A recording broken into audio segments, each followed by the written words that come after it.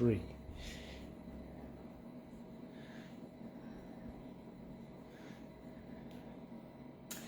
Hi everyone, my name is Collette Mitrega. Welcome to Colette's Temporary Thermi Kitchen.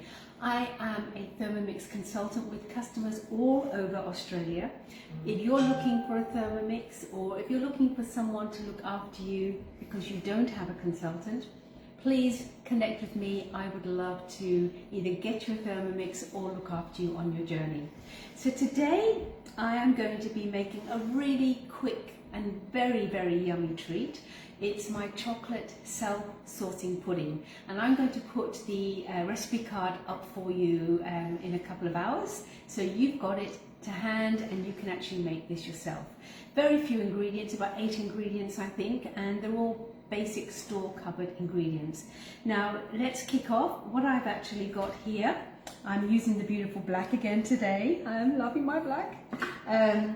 What I've got here is some sugar and some cocoa, and basically I want to mix these together just to incorporate them, because this is going to be the sprinkling on top of the pudding. So into the Thermomix, and lid goes on, and I'm just going to mix those, and I think just 4 seconds will be fine at speed 4, just to kind of mix them up. Let's have a little look. Oh, that's your guitar sound, Andrew. You chose that for the black, didn't you? Yep, that looks pretty good.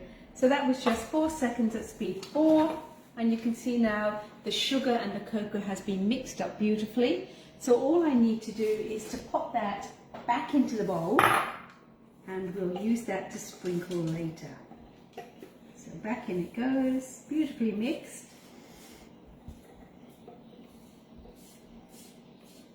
Excellent.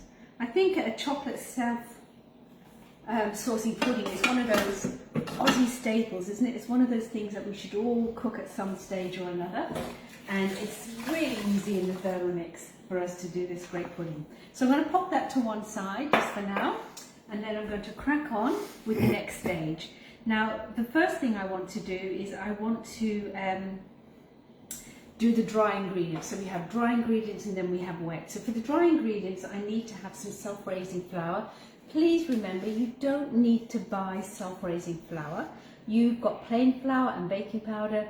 You're actually going to create your own. So remember, Thermomix will actually make self-raising flour for you. So I've got 150 grams of self-raising flour going into the bowl. And to that, I am going to add some more cocoa. So I've got 50 grams of cocoa. This is what makes it really yummy and chocolatey.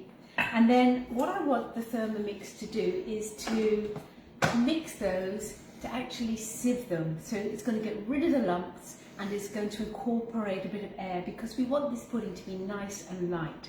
Now, to sift flour in the Thermomix, I love that I don't have to sift, especially icy sugar, but flour today, all we need to do is we're going to go to our function mode. So I'm going to swipe across to the functions, and I am going to find turbo. And to sift flour, just remember 1 second blast, and you want to do it about 3 times. Whoops, 1 second. Oh, collect them. There you go. And off we go. Once more. And again. And that will be done. Back home. Okay. Just undo this. Thank you.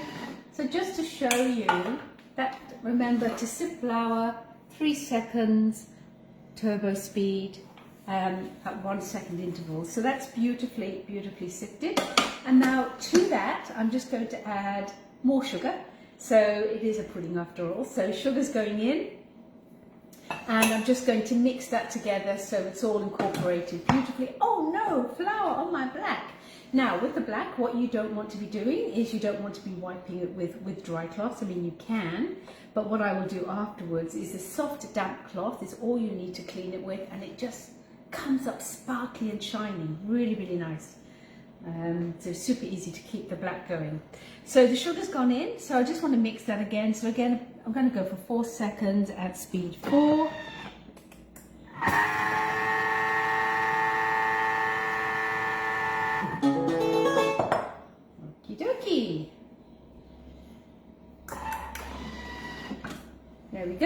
beautifully mixed.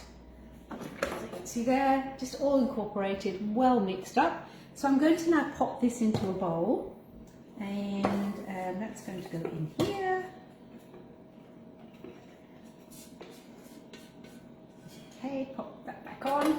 Are there still black Thermomixes available? Yes, there are. So I had a lady phone up today. Actually, there's been quite a few orders for the black going through. But yes, still available. But seriously, don't sit on the fence.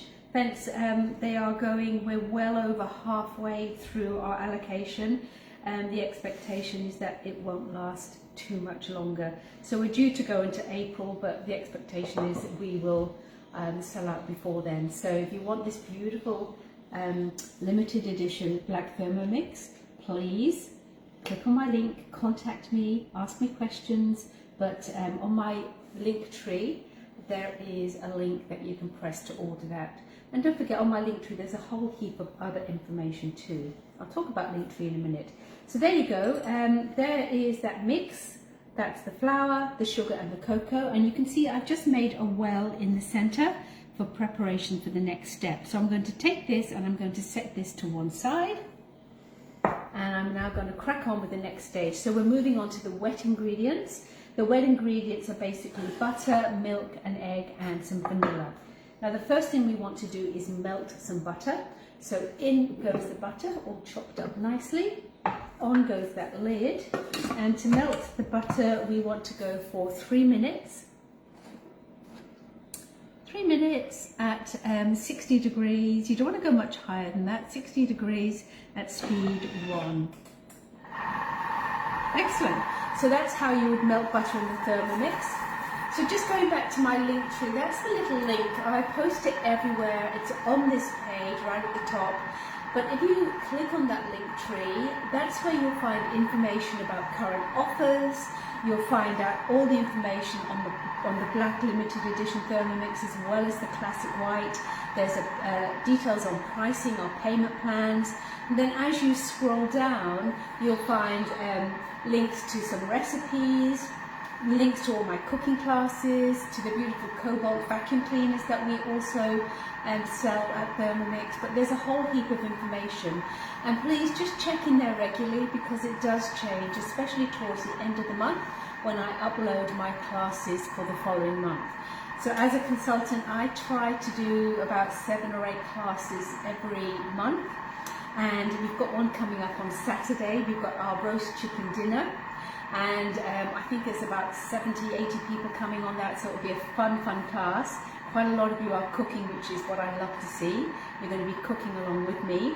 And what we're going to be doing, we're going to be making a great gravy, we're going to be cooking veggies, peas, a whole chicken, and it's going to taste phenomenal. Now, tomorrow night for my live, I'm going to show you one of my favourite stuffings. And this stuffing is cooked separately, and it's a great way to bulk out your roast chicken dinner. So if you're cooking with me on Sunday, this is a stuffing that you could do because we make it up and we pop it into the oven to cook while everything else is happening.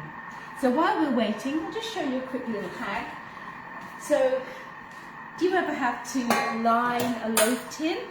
A lot of people fiddle around, there's lots of ways, but a really super quick and easy way is this.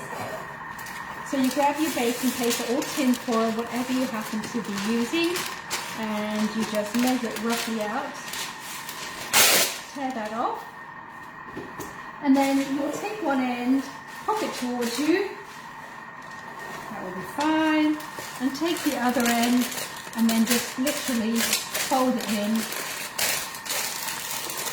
You can be rough, you don't have to be so neat. Give that a really good press down.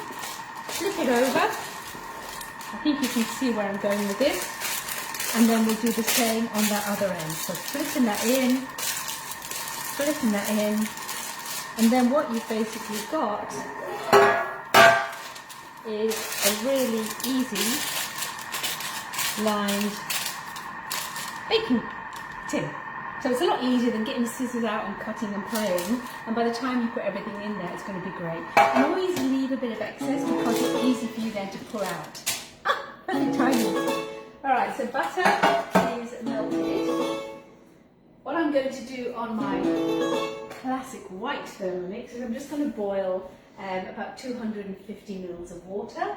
So into the kettle function, the water's in there, into the kettle, and off we go to boil that. All right, so that's our butter, and just to show you, you can see that's melted down perfectly. So remember to melt butter, 3 minutes, 60 degrees, speed 1. So scribble that in your little note sheet. All right, so the next thing we do is going to add the rest of those ingredients. So I've got some milk here that's going to go in. Full cream milk, or? Yeah, you can use skim in this, but you know, it's a chocolate pudding. Why would you bother? Full fat is good. So just about half a teaspoon of vanilla extract and 1 egg.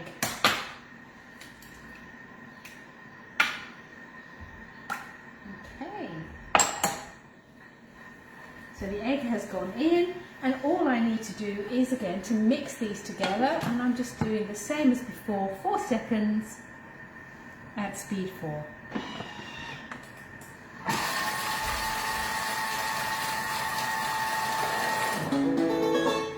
All right. We've got vanilla ice cream to serve this with in the fridge, which will be amazing, or the freezer. I made that from the Thermomix one. So that's all just mixed together. So now what I want to do is to incorporate that. And you can do this in the Thermomix, but this bit I do prefer to do by hand because I want it really light and fluffy. And all I'm going to do is to fold this through. Now lumps are okay. Don't mind lumps at all with this here. Okay, just folding it through. So we just want to get it combined. So just turning your bowl, folding. And even though there's some powdery stuff on top, to me, that's as far as I want to go. Now, I'm going to take a container to pop this in. I would recommend, if you have any of those wonderful enamel ones, to pop them in there because it's going to cook faster and better. It gives it a bit of a crispier take, but I don't. I'm just putting it into here. So you want about a 1.5 litre container, probably a little bit big. And I'm just going to grease that. Just grease that nice and well.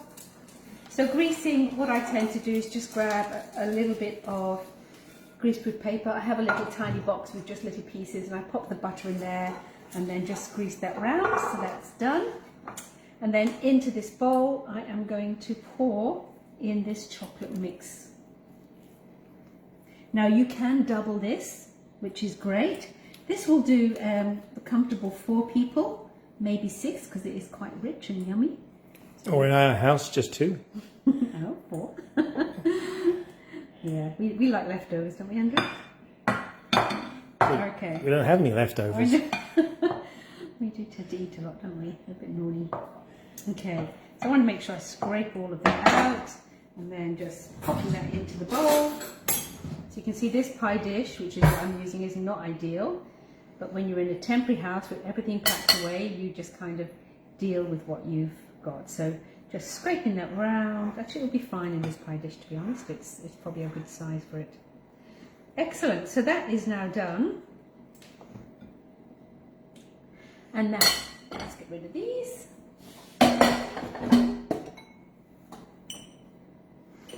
So Rebecca asks, she has a 12-year-old daughter, and would her daughter be allowed to join the cooking classes?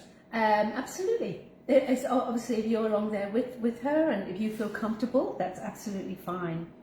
Yes. So I have sent out for our roast chicken dinner, I have sent out an email to everyone that's registered, telling you exactly what you need to have prepped and ready before we start. If you haven't got that and you've booked, well, you should have it if you've booked in. Those ones that booked in today, there are about 4 or 5 people that booked in today. I might not have got yours off. So, all right, so that's done. So the next thing we're going to do is we are going to take a nice big spoon. So this is a nice big spoon, not a horrible big spoon. A nice big spoon. Okay. And there for me, that looks good. And then I'm going to grab my boiling water And I'm going to pour this here on top. So boiling water. And the reason I use a spoon is just going to disperse this a bit more gently. And you think, really? What the hell's going on here? Really? What the hell's going on But here? I've forgotten to do something, but it'll be all right. It will work out. What I should have done, I thought that wasn't quite looking right, but what I should have done is put the sprinkles on top of the mix and then pour the water. But it's still going to be absolutely fine. So just sprinkling that all over. This is what's going to be creating that beautiful sauce. Now this is going to go into a preheated oven at 160 degrees. So it's kind of not a hot cook, 160 degrees, and that's going to be cooked in about 30 to 35 minutes. And what will happen is it will kind of crack a little bit and the top will become really crispy, and then you need to let it sit for 10 minutes. And Andy, what did I say? What? What did I say? When? You need to let it sit for 10 minutes when it comes out of the oven. And then you can serve it. And I love it best of all with, Thermi-made vanilla ice cream. Just delicious. So there you go. That's tonight's offering, ladies and gentlemen. That's the chocolate that's hard to say. Chocolate self-saucing pudding. So have a go. Add it to your list. I'll get the recipe card up later on tonight for you so you can actually make that. Any questions there, Andrew? Tracy just asked, could you just remind her about changing the sound settings on the Thermi? Absolutely. So if you love the guitar setting, which is what Darth here has got, what you can do is to head over to, 3 hamburgers, or hamburger at the top, into settings. Hamburgers? Yeah, because it looks like a hamburger with the 3 layers. Sounds. And then here you've got volume. So I have my volume set really loud, and the duration I have it set minimum. So it literally just goes for a few rings. And then the melody, you can change that to whatever you want. So you just click on that. So just play around with those and have a nice sound that you like. Actually, the guitar sound, I have to say, Andrew, is growing on me. It's quite nice. All right. Thank you so much, everybody, for hopping in and joining me tonight. And I hope everyone's going to have some chocolate self-saucing pudding over the weekend. I will see you tomorrow night with my fabulous, and it really is a fabulous, a bit different, but a fabulous stuffing, which is perfect for a roast chicken dinner, and that's tomorrow. Thank you, everyone. Bye for now. Andrew, say bye-bye to everyone. Bye-bye to everyone. Thank you. I'm going to pop this in the oven now, Andrew, so you've got to wait for about 40-50 minutes, okay? Is this the one you normally make in smaller containers? Yes, absolutely. So this is a bigger version. Yeah, this is a bigger version because I haven't got little small containers, they're packed away. But you can do individual sizes, absolutely. Okay, Yeah. So this will be ready tonight to eat? Yes, yum. Excellent. Yay. Okay, bye-bye now. Bye.